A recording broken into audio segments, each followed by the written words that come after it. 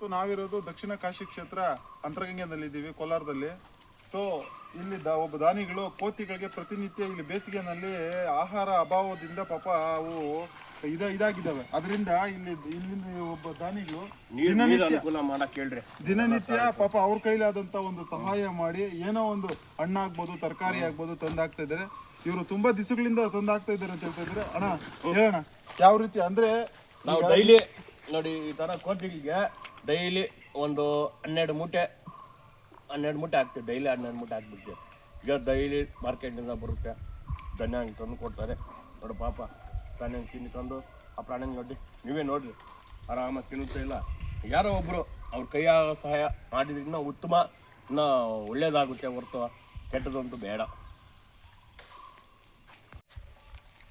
ಸ್ನೇಹಿತರೆ, ಮುನ್ಸಾಮಣ್ಣವರು ಅಂದ್ರೆ MP ಮುನ್ಸಾಮಣ್ಣವ್ರು ಬರ್ತಾ ಇದ್ರು.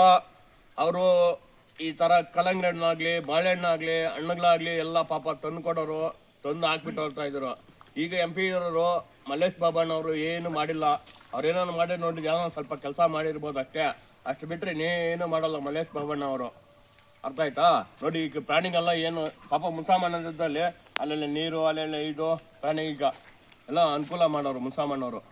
ದಯವಿಟ್ಟು ಜನಪ್ರತಿನಿಧಿಗಳು ಈ ಅಂತರಗಂಗೆನಲ್ಲಿ ಸ್ವಲ್ಪ ಕಾಳಜಿ ವಹಿಸಿ. ಯಾಕೆಂದ್ರೆ ಮಂಗನಿಂದ ಮಾನವ ಅಂತೇಳಿ ಏನು ಮಾರ್ಪಾಡಾಗಿರ್ತಕ್ಕಂಥ ಇವತ್ತು ಆ ಮನುಷ್ಯ ಜೀವಿಗೇನೆ ಇವತ್ತು ಆಹಾರ ಮತ್ತೆ ನೀರಿನ ಕೊರತೆ ಇದೆ.